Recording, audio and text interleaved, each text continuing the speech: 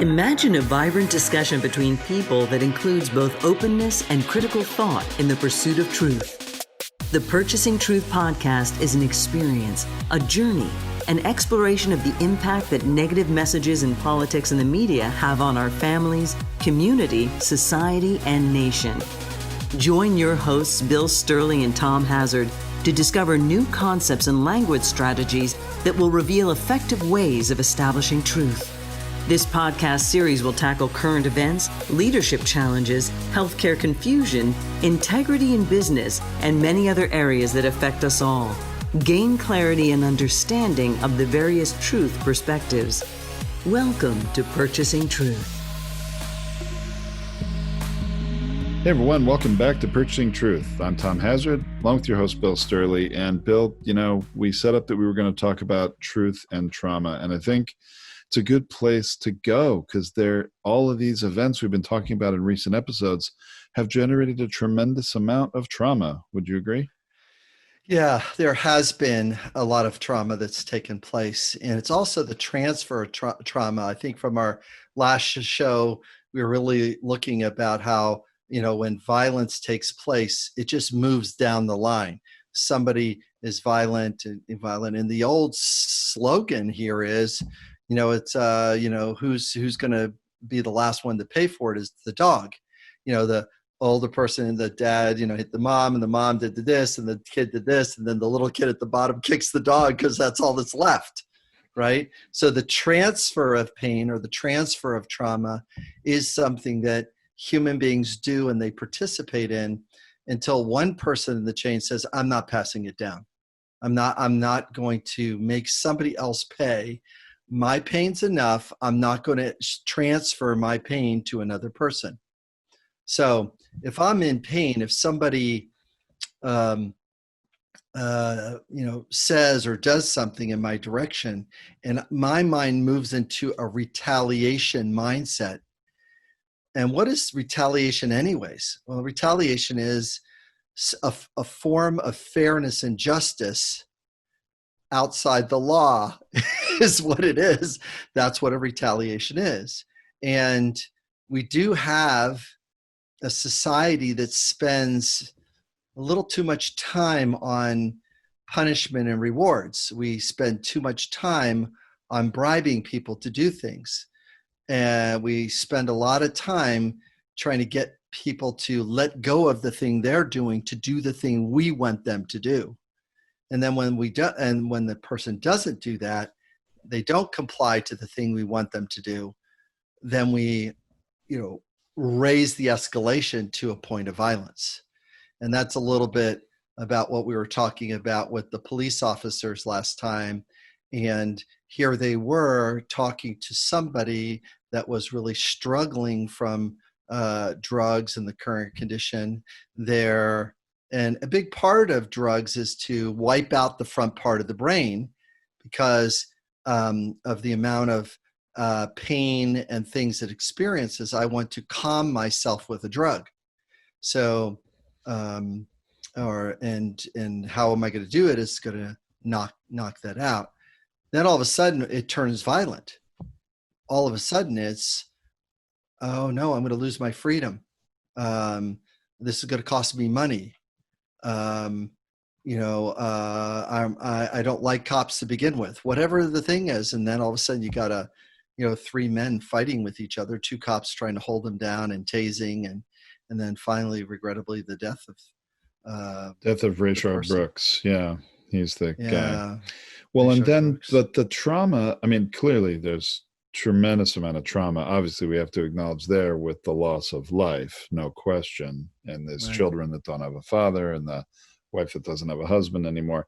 But the trauma continued because it seems the community retaliated against the scene of all of this and burned down the Wendy's restaurant. That's correct. The Wendy's was burned because it's now, the trauma is, it's now a symbol of that store is now a symbol of a violent, traumatic act. And who wants to drive by that every day? Who wants to be reminded, there's the parking lot, there's the video. Same thing with the George Floyd thing. It's like, who wants to be reminded of that imagery? Who? We've been collectively, we were already on a heightened trauma of being locked in our houses to meet the need for consideration and health for others, and losing a couple of needs there to get the greater good, to get support. And well, now all of a sudden I don't want to see that Wendy's. I don't want to have that memory. And, this type of economy that only offers service jobs like this at not minimum wage.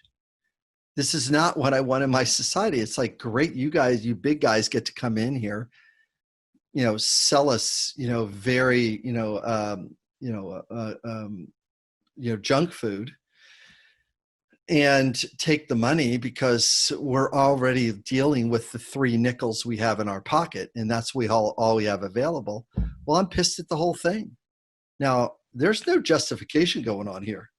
It's just you and I are working on a communication show to watch what people say to themselves to, quote unquote, rationalize bad behavior or impulse on bad behavior.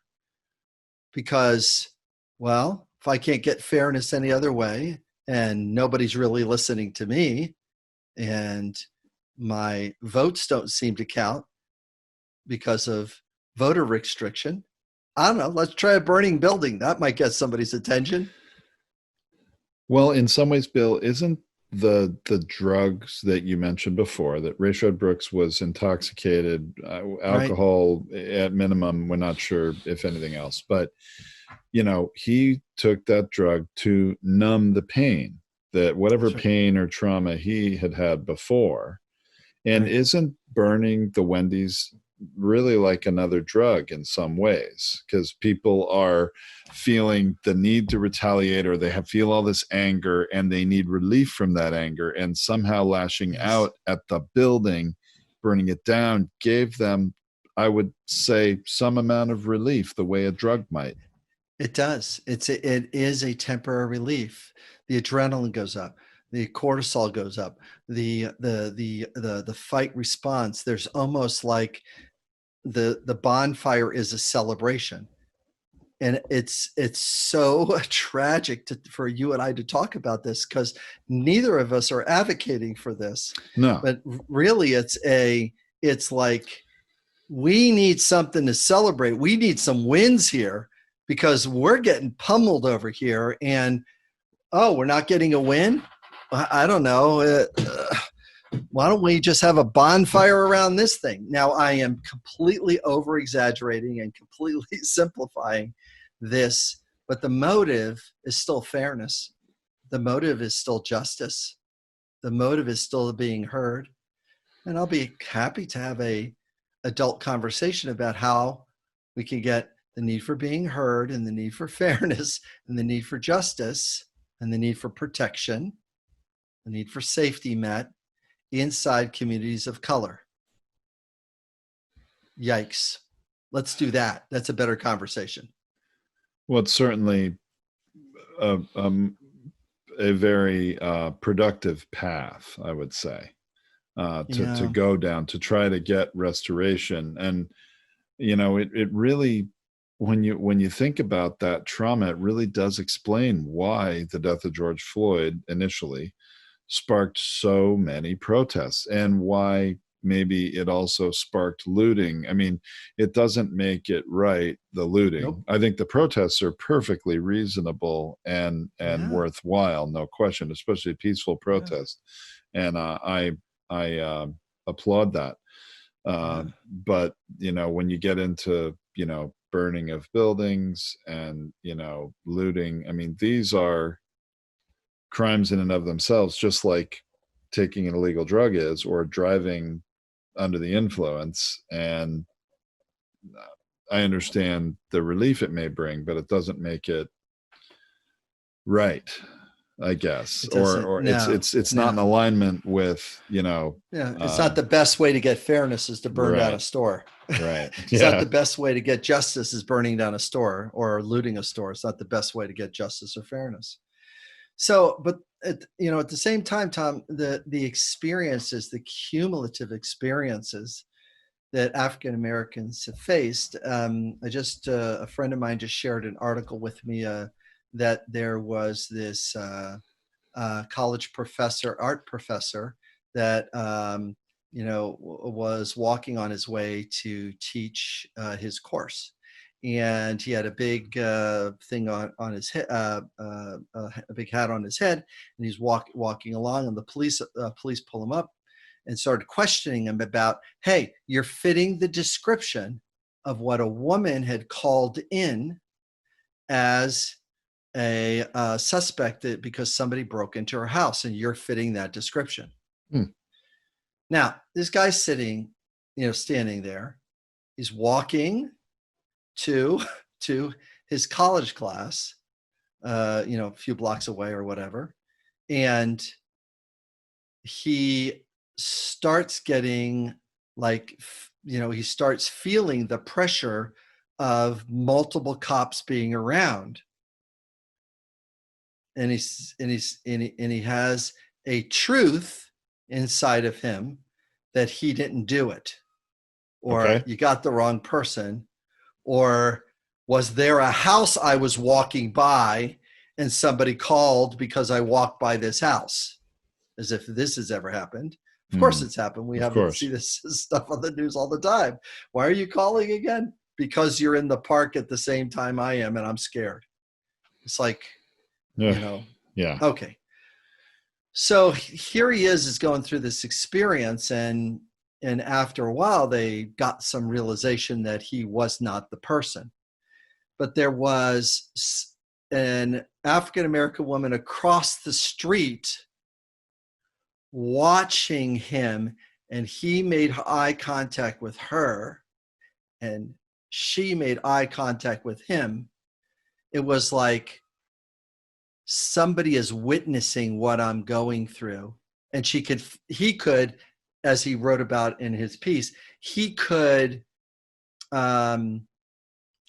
feel the empathy and support of somebody witnessing what he was going through. Then after they let him go, she came up to him and said, "Are you okay?" Because none of that "are you okay" thing is ever taking place. The person has to deal with their own feelings when they're leaving that experience. Now, what the police don't know, because they have to shake off things and go to the next case, shake off things, go to the next case, shake off things, go to the next case.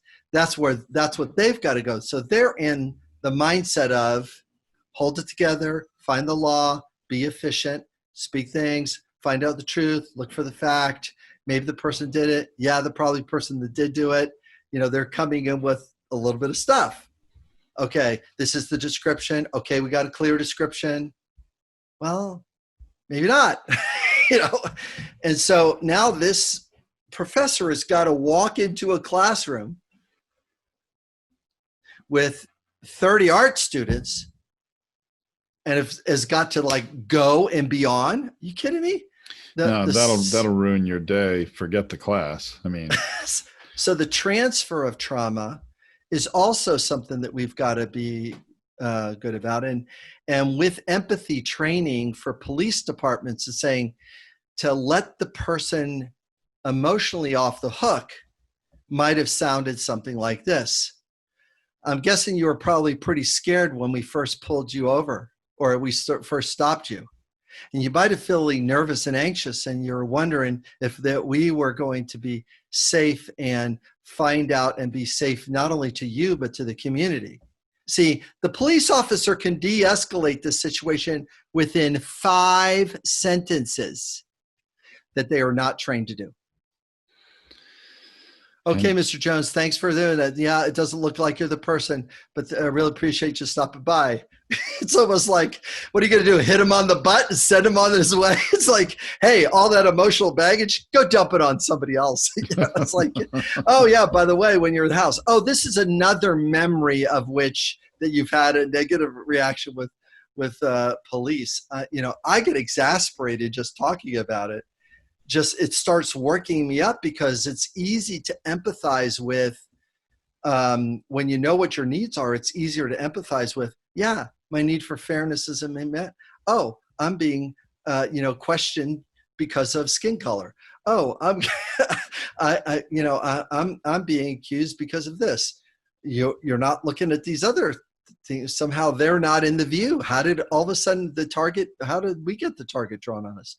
And that's really why truth gets lost in this, and how trauma really doesn't allow us to do a good job with truth or restore truth and to restore truth. I mean, one of the things that I heard, that they were doing vigils in front of the Burt Wendy's. They started the religious leaders from the area have come there and have set up prayer. Religious leaders have for a time of prayer or a prayer vigil at that site. I would say that the site gets to be converted into a community center. I think Wendy's donates the site right away. I don't think they even screw with it. I don't think they want to try to rebuild and try to pretend this didn't happen. That's probably not the best move for them. It's not the strongest move, for sure. I mean, for really, under $1 million or a few, 100, whatever it costs to rebuild or putting a new center there, it's like, this is a memory of where good things get to begin from this. So you turn the ship so it turns in the direction you want to do. You set the vision, as right. If you and I have talked about this a bunch. Sure. You want to set the vision about what you want to see after something that's traumatic. You want to see healing and restoration and support for the community, all sorts of good things there. So that would make perfect sense, really. It's a vision to set the path of better days. I want to set the vision. I ain't going to get there as if there's a there. But you can take some steps in that direction, really. Right. You can take some steps in that direction. Yeah. This is something that's going to, make a difference. This is something that's going to, make things happen here. Well, I think there's a lot of steps that need to be taken in America to bring restoration. I mean, I saw a news segment just recently with 8 different African-American women who had lost a loved one due to police violence. And so this is some of the stories that are being, shared on television now and some of the news programs. And it's really sad when you hear about, they died in the hands of a police officer. Only one of them, the police officer, had been convicted of something, and the others, either the cases are still pending or it's no longer being investigated. And just to really shine a light on the trauma that has, been going on here for a very long time. Yeah, it shows you the real volume of, or the proportionality of the trauma, and yes, how badly needed, restoration is, peace is, all these different needs need to be met. And there's a lot of work that has to be done to get there. Yeah, there is. And you're navigating, not just trying to get justice to take place, but making sure that the trauma is not passed on. See, yeah, does it become generational? I mean, does that affect a person so fundamentally that they raise their children to fear the cops, to not trust them, to, Yes. be on guard. Yeah.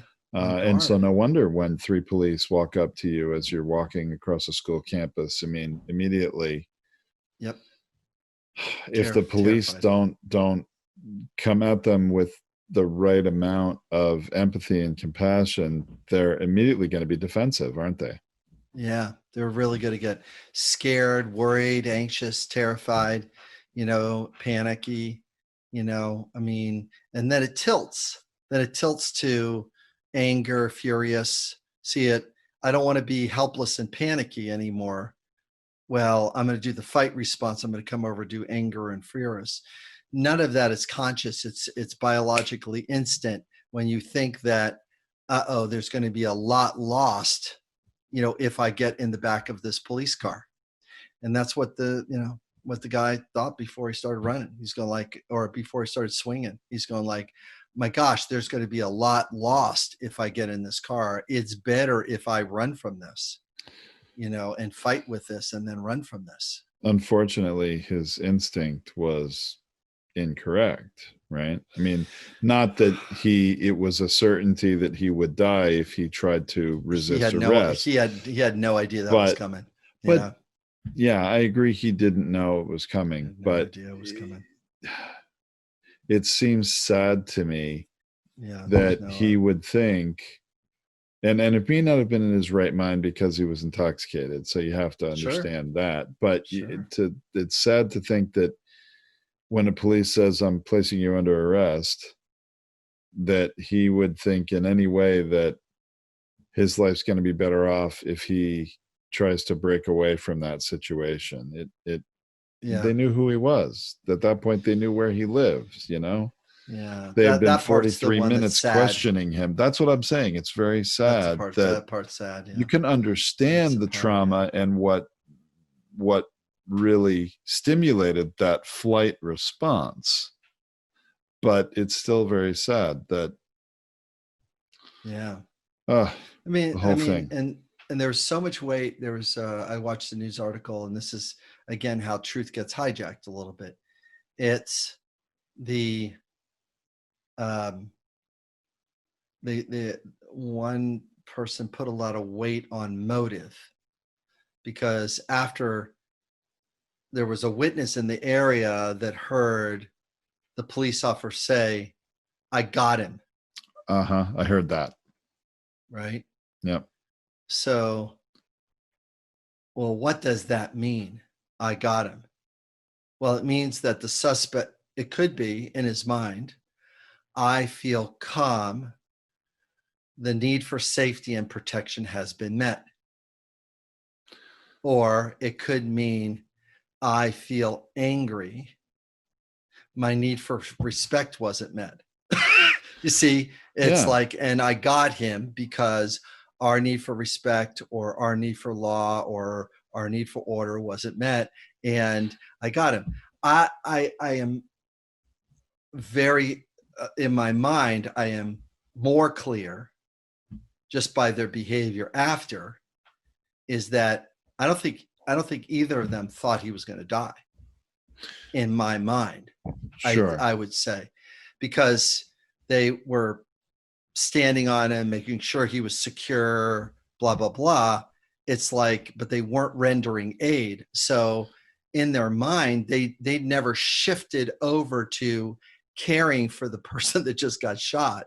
They were still on the safety protection narrative. Well, and I understand in their mind. Took a couple of minutes before they started providing care and eventually CPR and all that. But it probably took them some time to even comprehend what was going on. And I'm not trying to put they were in the fight response. minds, but I mean, certainly after 43 minutes of discussion and then a few minutes of struggle, and you can't imagine. It's easy to understand how it would take them a little time to realize, we got to bring protection to this person right now. We got to try to save him. That's right. The fight response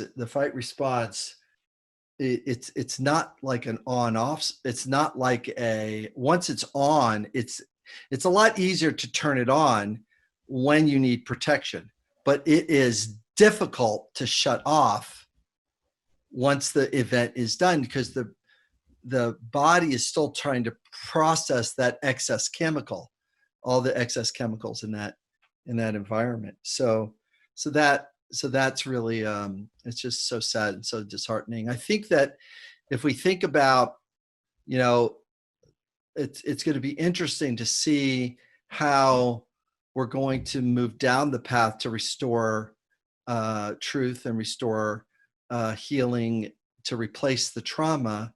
And, the truth and healing regarding human beings is not just follow the letter of the law, because you can really run around that.